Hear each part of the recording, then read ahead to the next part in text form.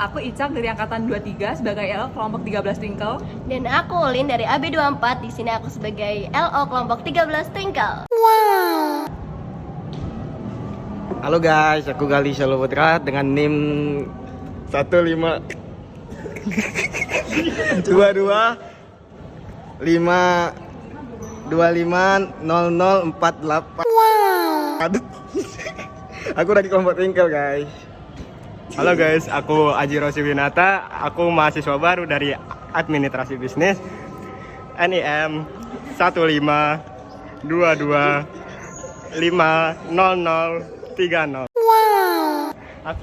Halo guys, perkenalkan nama saya Radin Alvito Afriliano. Saya NIM-nya 152250195 dari kelompok 13 Twinkle. Saya Niki Berto Nugroho, NIM 15 225 009 dari kelompok 13 Twinkle.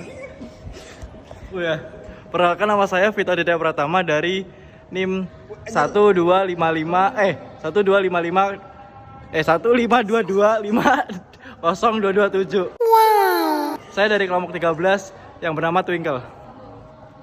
Halo guys, kenalin aku Husnia Dewi Julia Izeti. Dengan NIM 152250121. Dari kelompok 13 Twinkle. Halo guys, aku Agiska. Tinggian dikit kenapa? Halo guys, aku Agiska dengan NIM 152250140. Dari kelompok Twinkle. Halo guys, aku Rizky Anggita Ramadhani dengan nomor induk mahasiswa 152250103. Ada dari kelompok 13 Twinkle.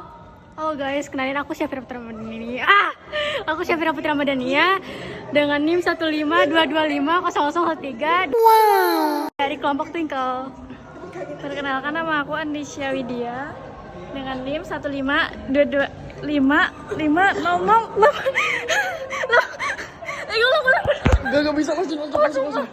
Perkenalkan, nama aku Anisya Widya dengan NIM 15225500084. Perkenalkan, nama aku Nabila Eka Purti dengan NIM 152500177. Perkenalkan, nama aku Nafita Ulia Lutfiani dengan NIM 152250219 dari kelompok Twinkle.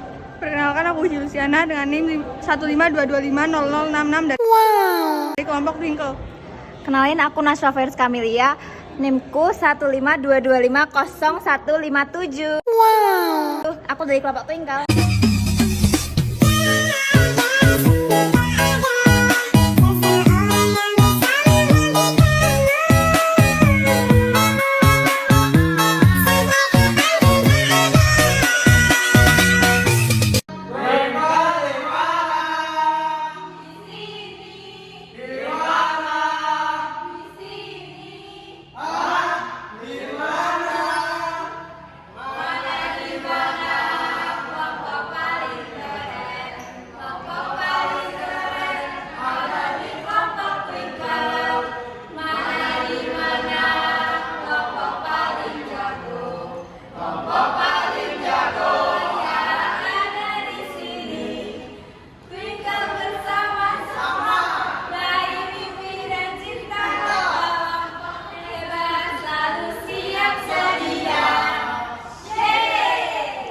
Selamat datang dalam Fokus Group Discussion hari ini.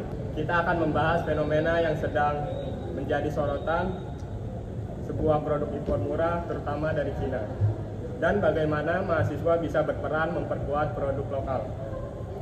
Telah hadir bersama saya rekan-rekan mahasiswa, pelaku UMKM, dan para akademisi. Langsung saja kita mulai. Kita mulai dari sudut pandang mahasiswa. Apakah kalian merasa serbuan produk impor ini wajar atau justru berbahaya? Menurut saya ini tuh wajar, konsumen itu berhak memilih barang murah dan gratis.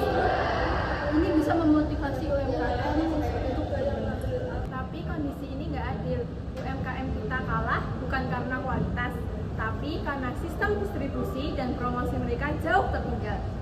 Produk Cina didukung oleh negara, selain kita, UMKM kita berjuang sendiri. Kalau berdasarkan survei kecil yang saya lakukan di kampus, sekitar 70% teman-teman itu lebih memilih barang impor. Tapi mereka akan membeli barang lokal jika ada produk yang menarik dan tersedia di online. Sekarang dari sisi pelaku UMKM, apa dampak langsung dari masuknya produk impor ini? Saya dari UMKM fashion lokal. Dulu kami punya pasar tetap.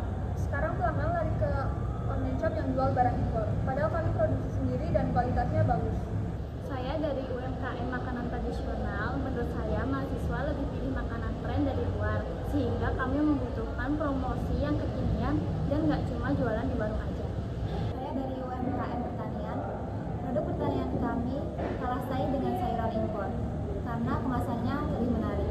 Padahal sayuran kami lebih segar dan tanpa bahan kimia yang berbahaya.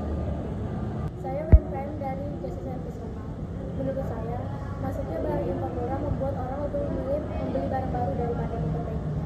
Akibatnya, usaha servis saya semakin sepi. Saya dari UMKM kerajinan tangan. Saya sempat bekerja sama dengan mahasiswa. Mereka bantu saya masuk ke marketplace. Alhamdulillah mulai ada peningkatan penjualan.